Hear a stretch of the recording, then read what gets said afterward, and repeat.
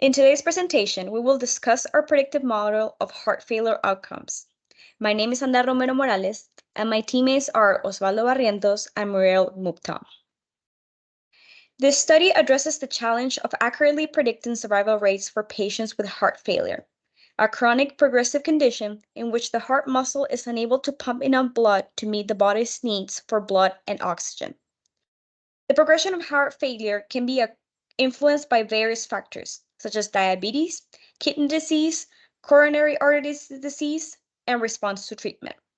Consequently, making it challenging to accurately predict outcomes over time due to symptoms being subtle or, in some cases, nonspecific. Distinguish heart failure from other conditions can be difficult compared with similar symptoms. Therefore, an accurate forecast is crucial for effective treatment and intervention. The following dataset aims to predict patients with heart failure survival rate. Despite advances in medical treatment, predicting patients' outcomes remains challenging. These challenges include mainly the dynamic nature of the disease progression, together with clinical, demographic, and physiological factors. However, in this project, the variables will focus on clinical factors related to the patient's medical history and previous diagnostic tests, and demographic factors, including characteristics such as age, sex, and ethnicity.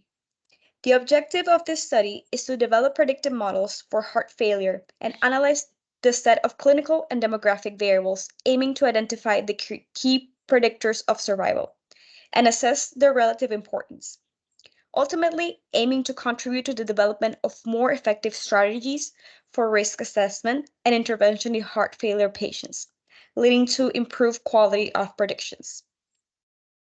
The name of the dataset used for this analysis is called Predict Survival of Patients with Heart Failure. The dataset includes medical records of 299 patients who had heart failure collected at the Friesland Institute of Cardiology from April to December 2015.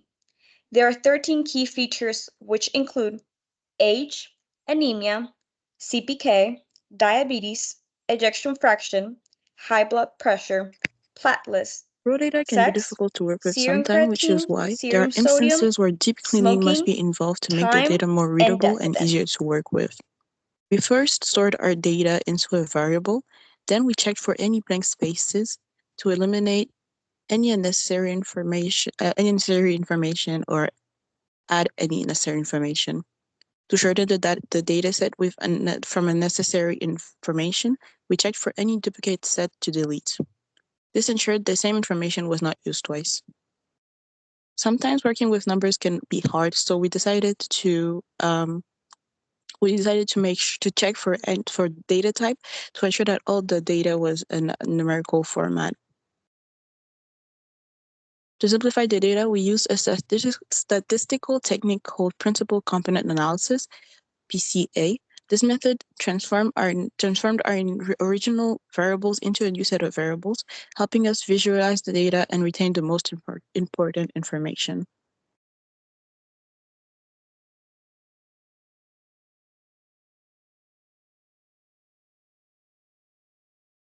During the exploratory data phase, we developed a correlation matrix to better visualize our data. The matrix provides a table correlation coefficient between different variables in the data set. The coefficient range from -1 to 1, where 0 is the perfect positive correlation, where 1 is a perfect positive correlation, and -1 is the perfect negative correlation, and 0 is no correlation. A positive correlation is what we're looking for, meaning that as one variable increases, the other one increases linearly. The correlation we ran was visualized as a heat map ranging from dark blue to red. In the correlation matrix below, the correlation coefficient between age and death event is 0.25. This means there's a weak correlation between age and death. As age increases, the likelihood of death will also increase. There's a weak negative correlation between diabetes and ejection fraction, which means that smoking is not associated with death. This data can be used at times. However, our dataset has low to no correlation on the causes of death. There are instances where correlation is positive, but it's weak. But it's a weak positive, such as with sex and smoking.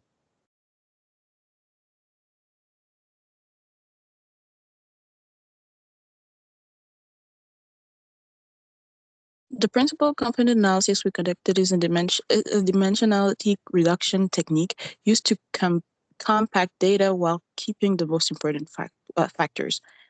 Not much can be depicted from the scatter plot, but below, running the numbers depicts something different.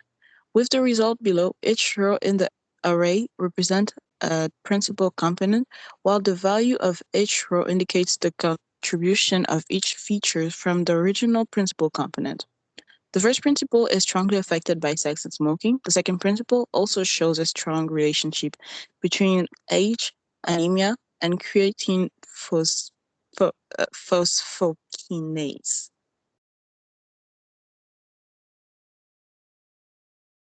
Machine learning method is employed. Random forest, which highlights the importance of each feature. Decision tree, which is simple yet powerful, little data preparation. Linear regression, which outputs mean, squared error, and R squared.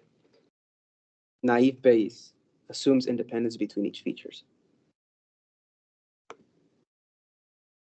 Our first method consists of a random forest classifier. After running our analysis, we got 75%, meaning 75% of the instances were correct, which is good. Precision measures the number of true positives. A precision of 85.71 means that 85.71% of instances are predicted correctly as class 1. Precision tends to be good when false positives are high. Recall of 48% is a weak, which suggests our model could improve. In our confusion matrix, 33 instances are true negative predictions, and only 12 are true positive predictions.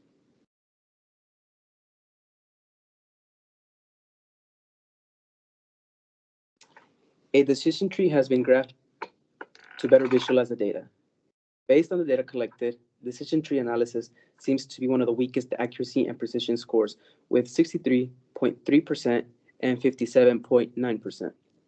Based on the confusion matrix, 14 instances have been incorrectly survivors. Using data with low scores like this may not be useful, especially in the medical field. 27 instances were correctly not identified as survivor. The data would benefit more if we were able to predict deaths by taking preventative measures.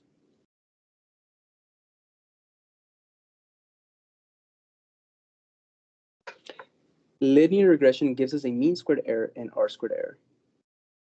A mean square error measures average square differences between actual values and predicted values. A low value will indicate better performance. 17.82 indicates that on average, the square difference is 0.1787 between actual and predicted values. R squared values measure the proportion of variance in our target that can be explained by our features in our dataset. It also ranges from 0 to 1, but in this case, 0 means no variance in the target variable. In this model, 26.48% is a weak variance representing little to no variance between our target variable and the features.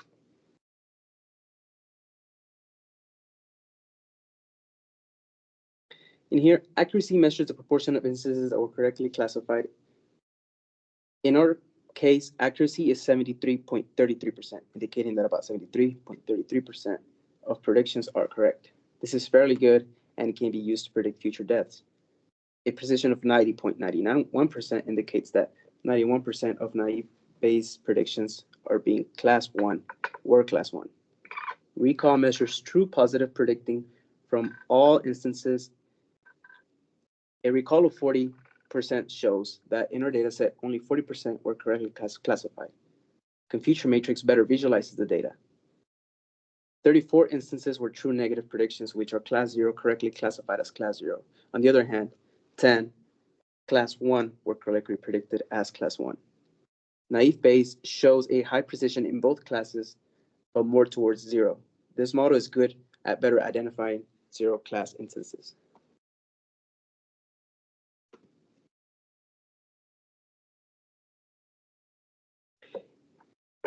Our conclusion and key findings. Insights into our relationship between demographic and clinical variables were developed, laying a groundwork for model development. The outcomes were the following: the varying performance of the different machine learning algorithms, with random forest achieving 75% accuracy. Linear regression demonstrates a mean squared error of 0.1787 and a naive Bayes exhibition of exhibiting 73.33% accuracy. While our study, while our study provides valuable insights into the predictive modeling of heart failure outcomes, several potential areas for future research and improvement exist. Firstly, exploring additional features or incorporating advanced feature engineering techniques could enhance model performance.